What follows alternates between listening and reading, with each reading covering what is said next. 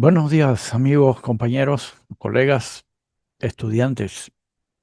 En esta ocasión vamos a revisar este tema, un tema que últimamente se lo he estado mencionando. Muchas personas han preguntado que qué significa.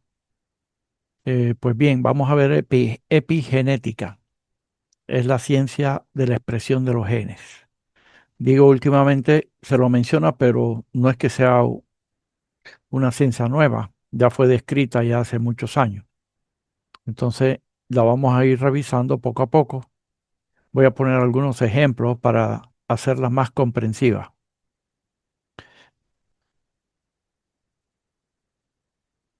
Vamos a comenzar con conociendo el núcleo de la célula, donde se encuentra el ADN, la cadena de ADN, que es la molécula de la información. Aquí se encuentra toda la información del ser humano, o sea, el genoma humano. Se encuentra aquí en esta cadena de ADN. Eso está dentro del núcleo de la célula. Y de ese ADN es que vamos a conversar. Aquí lo tenemos, un gráfico, la doble hélice de ADN, que el ácido desoxirribonucleico significa ADN. Al lado está el ARN, el ácido ribonucleico es una sola hebra, ¿sí? Acá son dos, en el ADN son dos, en el ARN es una sola. El ADN está formado por la doble hélice con la citosina, guanina, adenina, timina, que son las bases nitrogenadas del ADN. El ARN tiene sus bases nitrogenadas, la citosina, guanina, adenina y el uracilo. Uracilo no se encuentra en el ADN. Vamos a explicar la replicación con este ejemplo, ¿sí? Con esta analogía, cómo se replica el ADN. Si ustedes tienen un plano maestro del diseño de fábrica de un vehículo, donde están en ese plano todas las dimensiones del vehículo, todas sus características, las medidas interiores, las medidas exteriores, etcétera, etcétera. O sea, ese es el plano del vehículo. Ese plano va a servir para reproducir un nuevo vehículo, pero por lo pronto la fábrica, la empresa, elabora un manual. En ese manual comprende el plano, comprende todo lo que los pasos a seguir para armar ese vehículo. Luego, ese manual va al taller donde se encuentran las partes o las piezas de ese vehículo y comienza el armado de ese vehículo para sacar ya el vehículo completamente culminado. Pues de la misma manera funciona la replicación del ADN. Ustedes tienen la doble hélice, que es donde se encuentra toda la información del genoma, el genoma humano. Ahí está toda la información. Luego entra un proceso que se llama transcripción, que eso es una copia. El ARN copia esa información del ADN y entra un proceso de traducción, que eso va hacia los ribosomas para formar las proteínas del ser humano con las funciones específicas de cada proteína. Entonces, ese es, en pocas palabras, cómo se replica el ADN en el ser humano. La molécula del ADN tiene la información genética, como ya les expliqué. Esa información genética se encuentra en estos ADN y esos ADN se encuentran aquí, empaquetados, en lo que se llaman los cromosomas. Aquí tenemos un esquema del ADN, la base nitrogenada, guanina, citosina, timina, adenina, así sucesivamente. El ADN, yo he mostrado aquí solamente un pedacito, un segmento pequeño, pero el ADN normalmente mide aproximadamente 2 metros de largo, ¿sí? Y está metido en el núcleo. Ahora, ¿cómo entra 2 metros de largo del ADN en un núcleo? Ya lo vamos a ver más adelante. Este es el tamaño del genoma en distintos organismos. He colocado aquí el SARS-CoV-2, el virus, que tiene 30.000 nucleótidos. Recordemos que el ADN, el SARS-CoV-2 tiene solamente una estructura de ARN, ¿sí? Tiene 30.000 nucleótidos. Si escribiéramos esos 30.000 nucleótidos, nos saldría un libro más o menos de 15 páginas. ¿Sí? Y tenemos aquí la bacteria Escherichia coli, que su ADN o su genoma tiene aproximadamente 4 millones de pares de bases. ¿Sí? Eso comprendería más o menos un libro, un volumen de 600 páginas. Luego tenemos aquí las levaduras, las Saccharomyces cerevisiae, que comprende su genoma 12 millones de pares de base. Eso comprendería, si lo escribiéramos, serían 5 volúmenes de 600 páginas. Tenemos esta planta, la Arabidopsis thaliana, que tiene 125 millones de pares de bases. Eso comprende 48 volúmenes de una biblioteca. Y finalmente, el ser humano, el Homo sapiens, tiene 3.000 millones de pares de bases. ¿Sí? Eso comprendería, si la escribiéramos, serían 910 volúmenes de una biblioteca. Entonces, alguien preguntará, bueno, ¿es mucho o poquito? No es ni mucho ni poquito, es lo necesario, es lo que se necesita para que el ser humano funcione bien en todas sus estructuras que tiene el cuerpo. Entonces, les decía, ¿cómo caben 2 metros del ADN dentro del núcleo de la célula? Pues bien, aquí tenemos el gen es la unidad funcional de la información genética. Este ADN está empaquetado en el núcleo, enrollado en lo que se llaman las histonas. Las histonas vienen siendo una especie de poleas donde se enrolla el ADN. Estas histonas son proteínas básicas que ayudan a empaquetar el ADN. Son octámeros de histona, quiere decir que hay 8 histonas, grupos de 8 histonas, ¿sí? Donde se enrolla el ADN. Una vez que se enrolla, ya se denomina nucleosoma. Entonces, el ADN se enrolla alrededor del octámero de histona, formando lo que se llama el nucleosoma, que es una unidad básica de la cromatina. Luego, la cadena de nucleosomas, se forma toda una cadena de nucleosomas que se conectan entre sí por segmentos de ADN enlazados. Y finalmente, la cadena de nucleosomas forma lo que se llama la cromatina. Existen de 30 a 40 millones de octámeros de histonas en células haploides, es decir, células ovario y espermatozoide, y de 60 a 80 millones de octámeros en células diploides, es decir, células ya somáticas. Entonces, el genoma humano tiene aproximadamente 30.000 a 32.000 genes. Eso equivale a 3.000 millones de pares de bases nitrogenadas. Entonces miren lo grande que es el genoma humano, que contiene toda la información del ser humano. Bueno, si se escribiera en una sola línea continua las 3.000 millones de pares de bases del genoma humano en una pared, esa pared sería más o menos de 30.000 kilómetros. Ahora, sería de 2.3 kilómetros de largo si esas 3.000 millones se escriben en 13 líneas, como están aquí en un pequeño gráfico.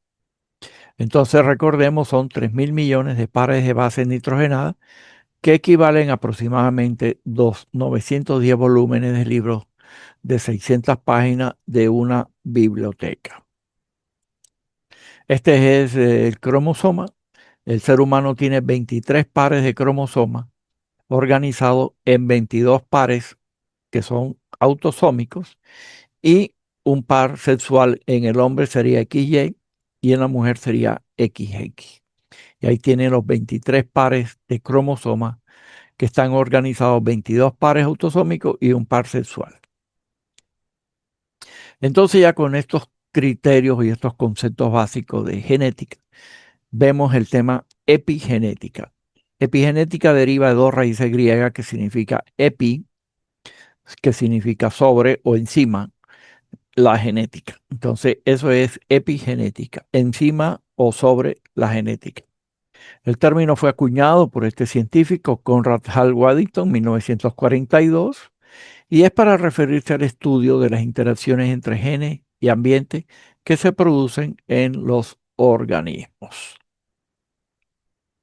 Entonces, la epigenética en la actualidad se refiere al mecanismo que regula la expresión. Mire bien que es la expresión de los genes sin la modificación de la secuencia de ADN. Esta secuencia de ADN que ustedes ven aquí con sus bases nitrogenadas de 2 metros de largo no cambia para nada, sigue siendo el mismo orden, la misma configuración, todo idéntico. Lo que va a cambiar es la expresión, o sea, cómo se expresan esos genes. Entonces, eso es importante porque en eso consiste la epigenética. Lo voy a explicar más adelante con un ejemplo. Entonces, la epigenética, en otras palabras, es la modulación de la expresión, oígase bien, la expresión de los genes en función del comportamiento. Es decir, cómo nos comportamos constantemente interrelacionados o conectados con nuestra vida cotidiana o el medio ambiente que nos rodea. Entonces, cuando un gen es leído por el ARN, ¿sí? Recuerden el ARN que copia la información del ADN y origina la proteína correspondiente, decimos que ese gen se está expresando. Entonces, pero lo que hay que quedar claro es que la epigenética tiene que ver con el comportamiento de las personas en relación a su medio ambiente o su vida cotidiana. Y aquí lo voy a explicar de otra manera, la epigenética, usando un párrafo del original de la novela de 100 años de soledad de Gabriel García Márquez.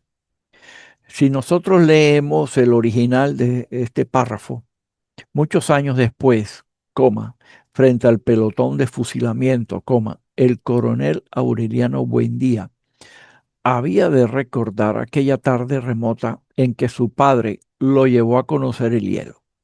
Macondo era entonces una aldea de 20 casas de barro y caña brava, construidas a la orilla de un río de aguas diáfanas que se precipitaban por un lecho de piedras pulidas, blancas y enormes como huevos prehistóricos. Entonces, este es el párrafo original de esta novela de 100 años de soledad, y si ese párrafo es escrito con algunos errores, como estos, muchos, por ejemplo, aquí tiene doble S, acá el coronel tiene una letra mayúscula, había, buen día, había, no tiene, falta la tilde, llevó, falta la tilde, diáfana, falta la tilde, ¿sí? Y aquí falta un punto final, entonces esa es la expresión, ¿sí? Y es lo que llamamos epigenética. Es decir, el párrafo no ha cambiado en su estructura, sigue siendo el mismo, pero lo que ha cambiado es la expresión. Se puede entender, ¿sí? Pero la expresión es distinta. Entonces, eso es lo que llamamos epigenética. ¿De acuerdo? Ahora, si yo mutilo segmentos de este párrafo, ya eso no es epigenética y eso es mutilación o mutación, perdón. Entonces, al sacar una línea, por ejemplo, del párrafo, ya no se va a entender. Entonces ahí hablamos de mutación, que ese no es el tema de ahora. Entonces la pregunta siempre surge, ¿por qué se enferman las personas? Entonces, nuevamente digo, las personas están vinculadas o interrelacionadas con el mundo exterior, con las dietas, malas dietas a propósito, también pueden ser buenas dietas en algunos casos, el estrés, ¿sí? El trabajo estresante del día a día, las actividades de riesgo en la empresa, los contaminantes o sustancias tóxicas, ¿sí? Entonces, las personas siempre están relacionadas o estamos siempre relacionados con estos factores medioambientales.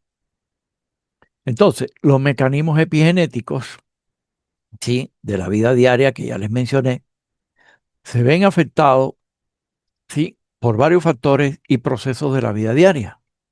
Estos factores de la vida diaria son una dieta inadecuada, el insomnio crónico o trabajo en turnos nocturnos, la alteración radical del sueño mediante la luz azul o estimulación por la luz azul, la ausencia de actividad física, es decir, el sedentarismo, el estrés psicológico, los traumas o el estrés traumáticos, los efectos intergeneracionales, que ya vamos a ver algunos estudios, la contaminación de las toxinas ambientales, el consumo de sustancias tóxicas, alcohol, drogas, cigarrillos, etcétera. Y hay un nuevo factor que hoy en día se toca, que es la inteligencia artificial o el entorno digital en que vivimos hoy en día, forman un nuevo ecosistema sociocultural. Entonces, estos factores pueden ocasionar enfermedades como cáncer, enfermedades autoinmunes, trastornos mentales, diabetes u otras enfermedades como las autoinmunes que ya mencioné.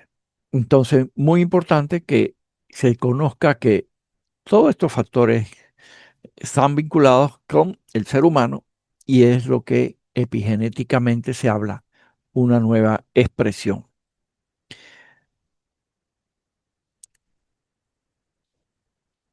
En esta literatura ustedes pueden encontrar mucha más información sobre el tema epigenética. ¿Sí? Aquí hay incluso un capítulo completo sobre inteligencia artificial que ustedes pueden revisar. Ahí les dejo el código QR para que ustedes se enlacen y puedan revisar. Metilación. Este es otro concepto que hay que tener en cuenta, porque esto es un proceso químico en el cual se añaden pequeñas moléculas de metilo, CH3, carbono y 3 moléculas o 3 átomos de hidrógeno. La metilación del ADN es uno de los mecanismos epigenéticos implicados en la regulación de la expresión genética. Es vital en el desarrollo embrionario y tiene un papel crítico en el silenciamiento de genes específicos durante la diferenciación celular. La metilación es la clave del buen funcionamiento del ADN. Vamos a ver más adelante cómo es que funciona esta metilación, ¿sí? Cuando se añaden pequeñas moléculas de metilo o el grupo metilo que es CH3. ¿Cómo actúan estos mecanismos epigenéticos? La metilación del ADN, que ya les expliqué con el tema de los grupos metilo, CH3, que se colocan encima del ADN, y esto puede apagar genes al impedir que se lean. Entonces, ahí hablamos de un gen apagado. O sea, ese gen no se expresa porque está apagado. Pero pueden haber modificaciones en las histonas. Ya recuerden lo que son las histonas, esos poleas o carretes donde está enrollado el ADN. Se le agregan o quitan grupos químicos a las proteínas. Aquí se usa otro grupo químico que son los acetilos, el grupo acetilo. Y esto puede encender o apagar genes al cambiar qué tan accesible es el ADN. Entonces, estos son mecanismos epigenéticos que pueden afectar la salud. Entonces, todos los genes del genoma están regulados por marcas epigenéticas, al igual que un interruptor, el on y el off. Ese interruptor es conocido como el interruptor maestro de cada gen, o también se le llama promotor. Se pueden silenciar los genes o se pueden activar. Una persona puede sí o no presentar una enfermedad. Por ejemplo, si la persona tiene antecedentes genéticos de cáncer de colon o de cáncer de mama, puede silenciar esos genes. Ya vamos a ver cómo. Entonces, el promotor es como la cerradura de una puerta. Entonces, si la cerradura está bloqueada porque tiene grupos metilos, la llave no entra, la puerta no se abre, el gen se apaga. Es decir, el gen no se expresa. ¿De acuerdo? Entonces, esto hay que tener en cuenta. El gen no se expresa. O sea, está apagado, está silenciado. Ahora, si el promotor, que es como la cerradura de la puerta, y si esta cerradura está limpia y libre, la llave entra, la puerta se abre y el gen se expresa. Entonces, esa es la otra parte, ¿sí? Lo distinto a lo que es la expresión. Entonces, por un lado está apagado o por el otro lado está encendido. Por eso hablamos del on y el off, que es el interruptor maestro de cada gen. Entonces, con la acetilación, la cromatina está abierta. La acetilación añade grupo acetilo a residuos de lisina en las colas de las histonas. Esta especie de cordoncito que se ven aquí son las colas de las histonas. Recuerden lo que son las histonas, esos carretes o esas poleas donde está enrollado el ADN. ¿Sí? Entonces, esto reduce la compactación de la cromatina, impide que las histonas se unan fuertemente entre sí y facilita que los genes puedan ser leídos y expresados. Entonces ahí hablamos de que la cerradura está abierta o el candado está abierto. Entonces los genes son más accesibles y pueden ser leídos y expresados. Es decir, en este caso, el gen se expresa. En el otro caso, el gen no se expresa. Entonces, ¿de qué manera a través de la metilación se puede activar o desactivar un gen? Y tomamos el ejemplo del BRCA1, el BRCA1, por ejemplo, que es un gen, recuerden, gen supresor de tumores. Es decir, este gen suprime los tumores, que normalmente ayuda a impedir que las células se dividan en forma descontrolada. Este gen se encarga de eso, de suprimir los tumores. Pero si aparece hipermetilado por un CH3, ¿sí? En su región promotora, es decir, en su cerradura, esto significa que el promotor del gen está cubierto por los grupos metilo, lo que impide que el gen se active. Está apagado. Es decir, la llave no ingresa en la cerradura y por lo tanto este gen que suprime tumores se apaga y la consecuencia, ¿cuál va a ser? Que el gen metilado se apague, la célula pierde la capacidad de reparar el ADN, aumenta la inestabilidad genómica y favorece la carcinogénesis, es decir, el cáncer. Aquí la metilación funciona como un interruptor que apaga un gen protector. En otro ejemplo, imaginen que el BRCA1 es el mecánico que repara el ADN. Entonces, la hipermetilación es como cerrar con candado la puerta del taller.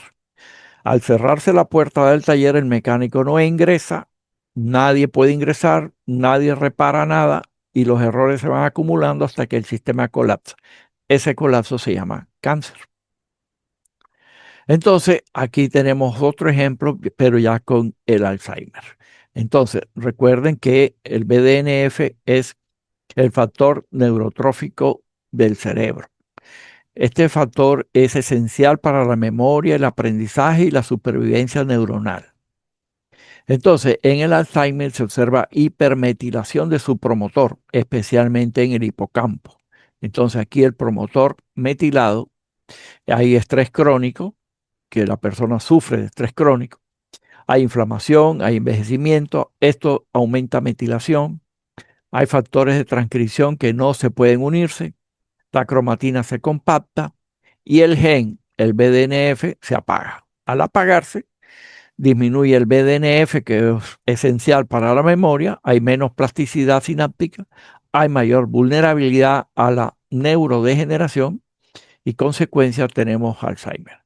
Entonces, ¿por qué? Porque hay hipermetilación del promotor BDNF que disminuye la expresión del BDNF en el hipocampo, disminuye la neurogénesis, disminuye las sinapsis neuronales y se acelera el deterioro cognitivo. Lo contrario cuando el promotor es desmetilado, es decir, no tiene las marcas SH3 de metilo, el grupo metilo, y hay estímulos cognitivos, por ejemplo, la persona estudia, la persona lee, se preocupa en aprender, en aumentar su conocimiento, practica ejercicio, practica dietas saludables. Esto va a generar que disminuya la metilación y se presenten factores de transcripción que se unen. Hay una cromatina abierta, por lo tanto, el gen, en este caso, el BDNF, se activa. Al activarse aumenta el BDNF y más plasticidad sináptica, mejor memoria y aprendizaje, es decir, hay una protección cognitiva. Entonces, ya vieron cómo funciona esto de el gen apagado, el gen encendido.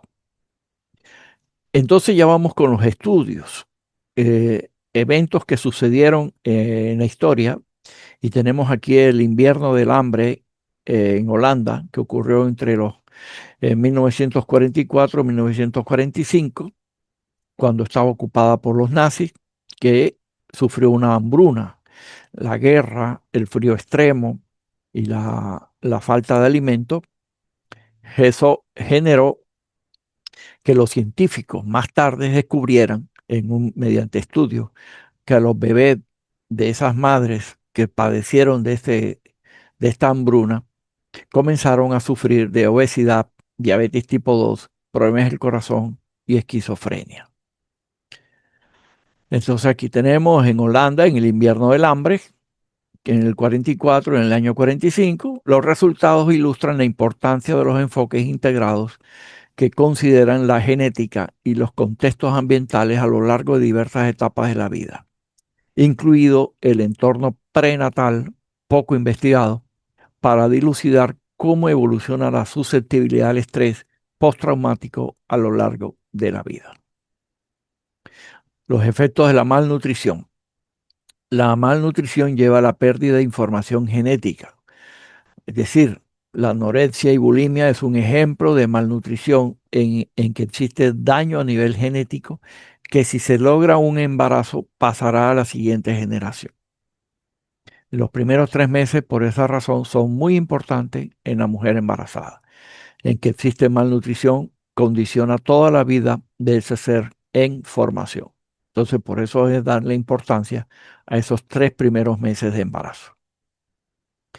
Los estrógenos sintéticos de uso común. Recuerden que los plásticos hoy en día contienen elementos ambientales como el bisfenol A. Están en biberones, recipientes de plástico, en latas de conserva. Y cuando se someten a altas temperaturas es mucho peor, porque eliminan o liberan ese BPA, que es el bifenol A. En el cuerpo produce efectos como las hormonas, ya que estos bifenoles tienen efectos estrogénicos y más en la mujer porque la mujer tiene mayor cantidad de receptores de estrógeno. Por esa razón es más dañino en la mujer.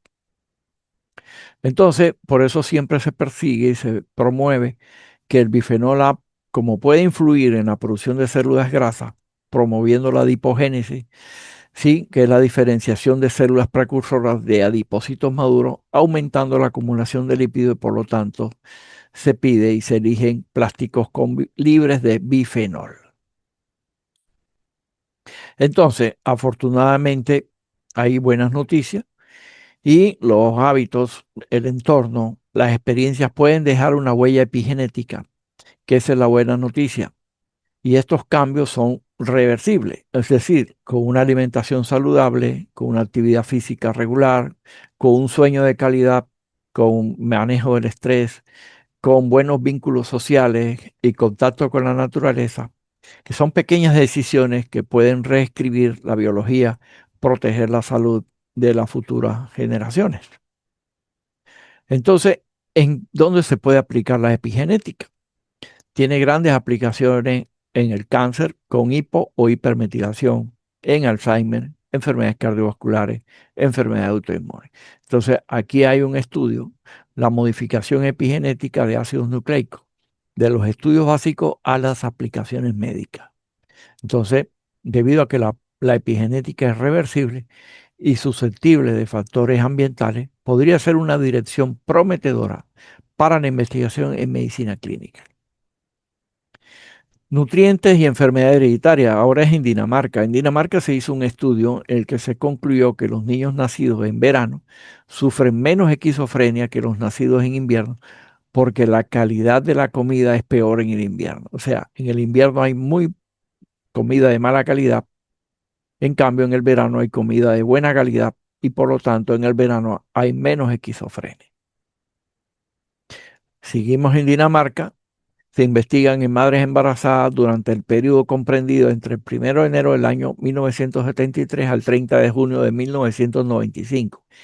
Y en este periodo de tiempo se concluyó que existe un riesgo relativo de aumento de aparición de trastornos cuando se produce la muerte de un familiar cercano durante el primer trimestre de embarazo. Pero este no es estadísticamente significativo si se produce en otros trimestres de gestación. Aquí surge un mensaje. La madre embarazada que está en los primeros 3 meses de embarazo no debería ir a sepelios, no debería ir a cementerios ni a nada por el estilo.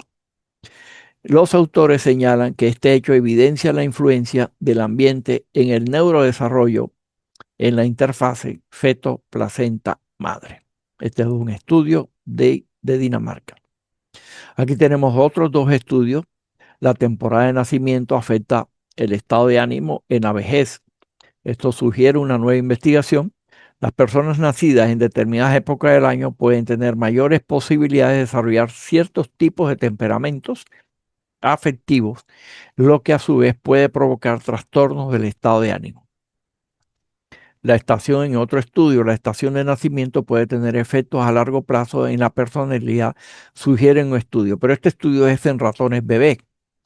Puede ayudar a explicar el hecho de que las personas nacidas en los meses de invierno tienen un mayor riesgo de sufrir una serie de trastornos neurológicos, incluido el trastorno afectivo estacional, que entre esos se incluye la depresión bipolar y la esquizofrenia.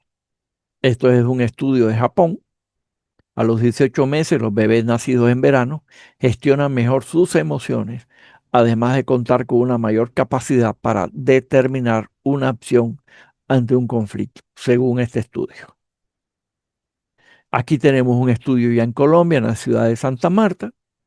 Este trabajo aporta la primera descripción de un posible patrón estacional de los nacimientos de pacientes con esquizofrenia en Colombia, similar a lo observado en otros países, y sugiere que la lluvia y otros factores ambientales podrían influir en fetos genéticamente susceptibles. Ese es otro estudio que se realizó en esta ciudad de Colombia. Entonces, ¿qué se puede hacer? Es la pregunta que siempre nos hacemos.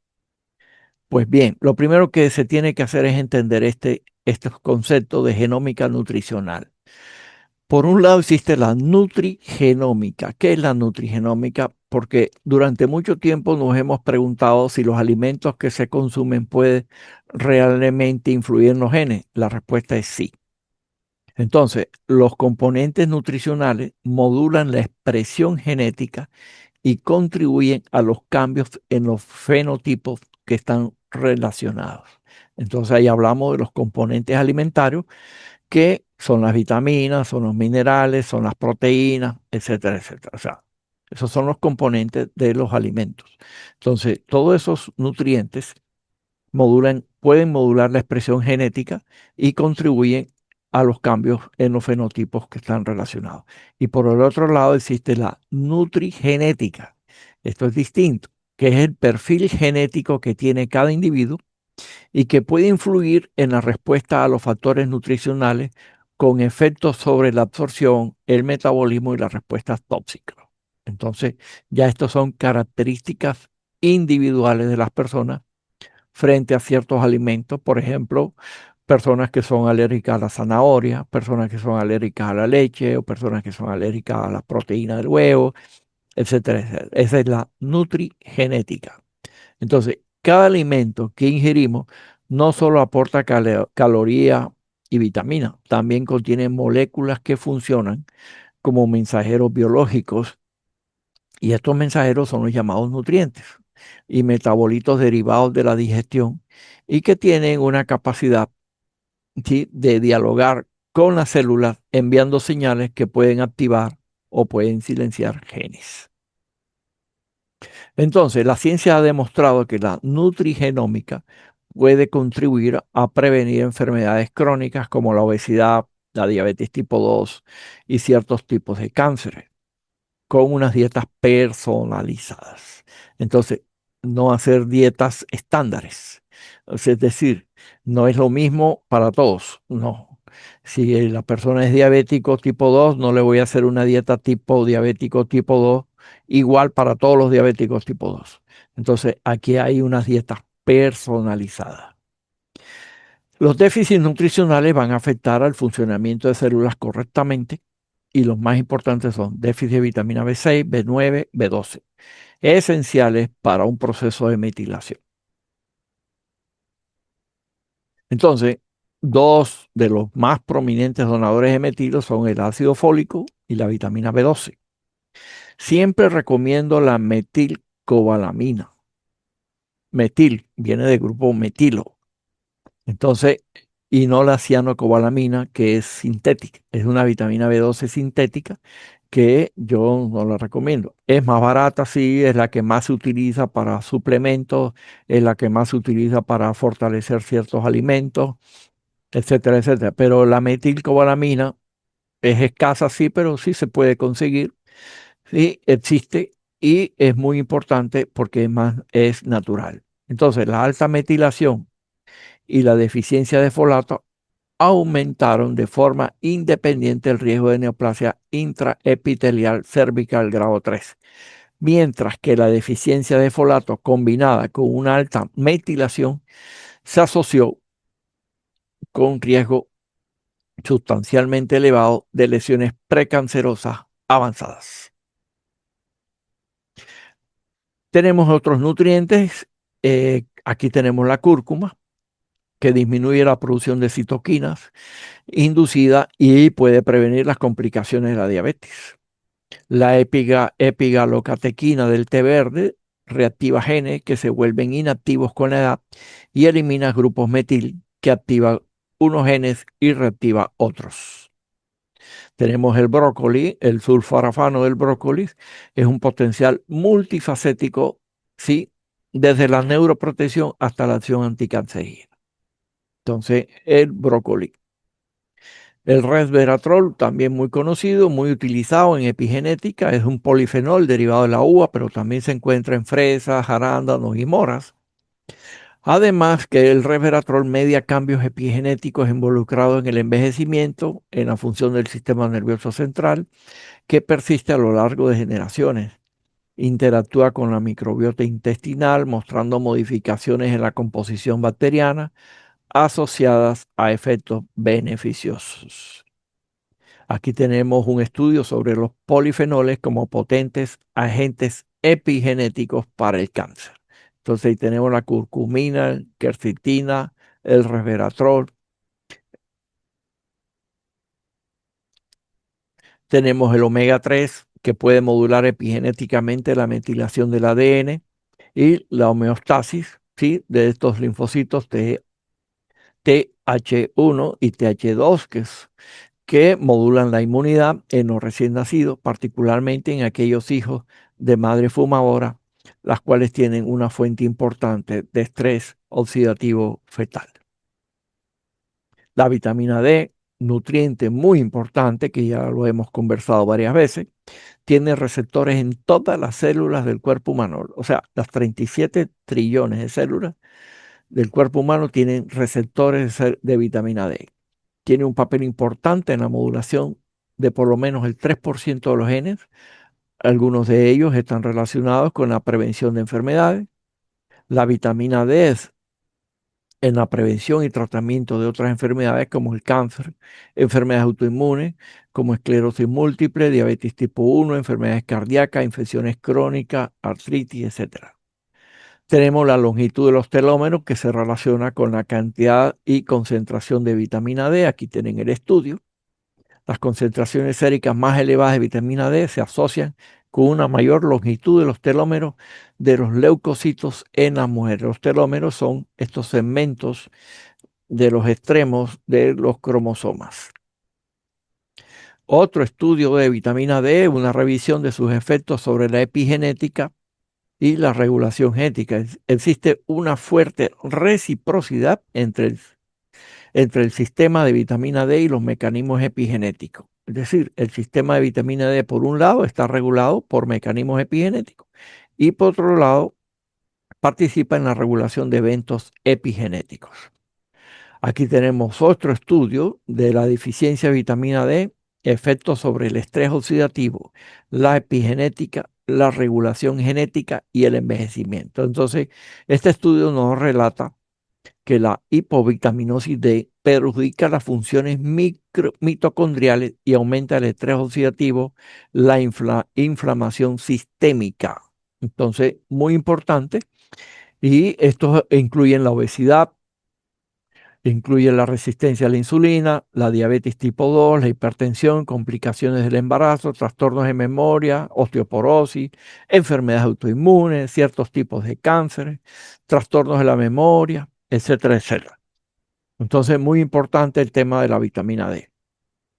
Y la vitamina D tiene una participación importante en estas enfermedades como la esclerosis múltiple, demencia y otras enfermedades neurológicas, hipertensión, enfermedades cardiovasculares, diabetes, psoriasis, enfermedades infecciosas, asma y osteoporosis.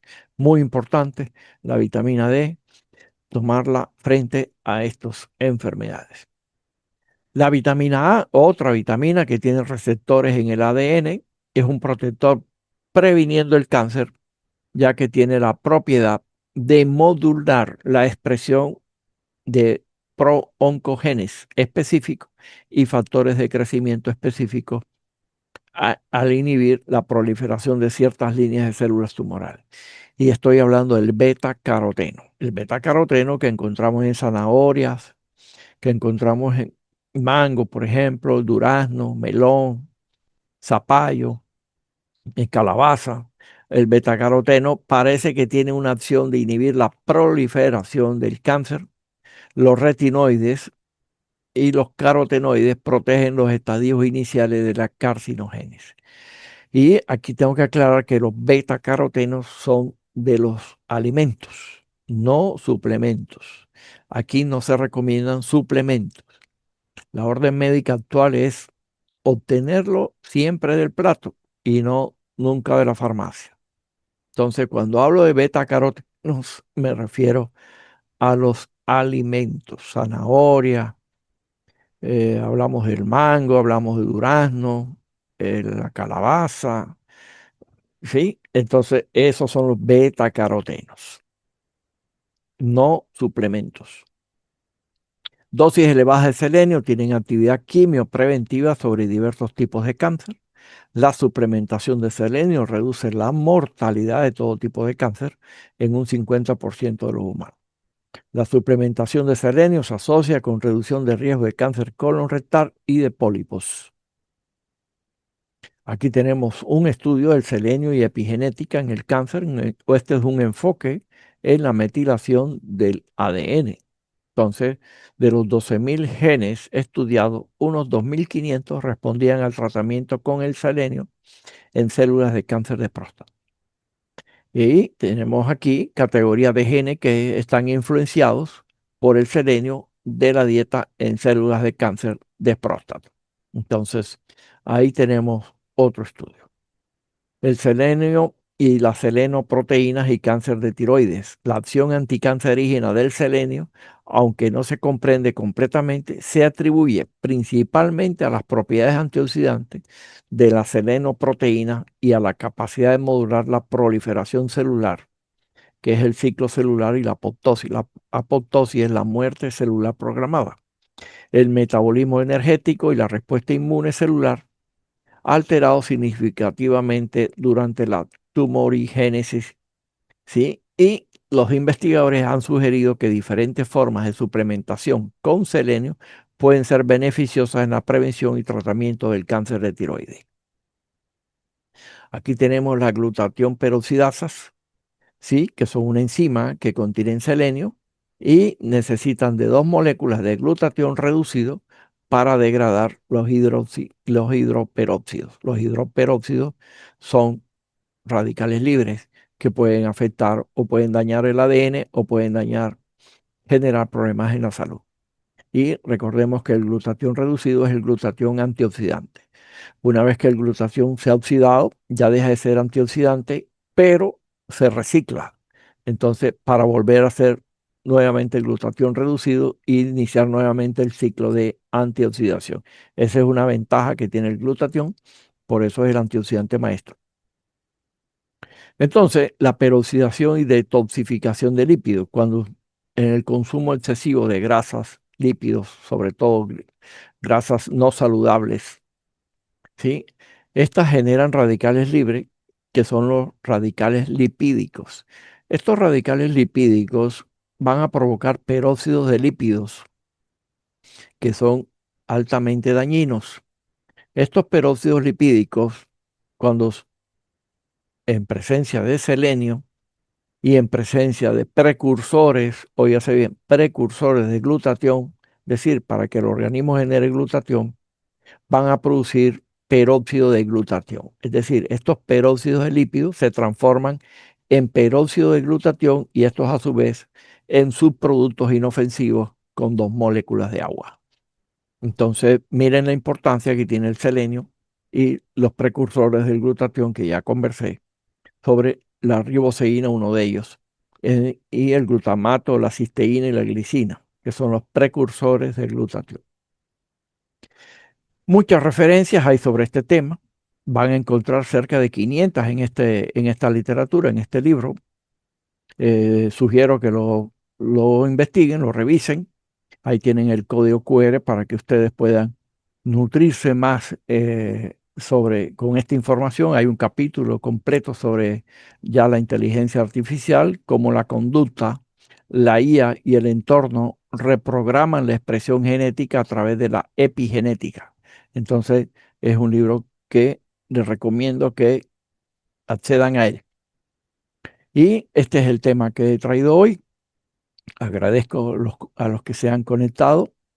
Agradezco las preguntas que ustedes tengan, las inquietudes, las dudas.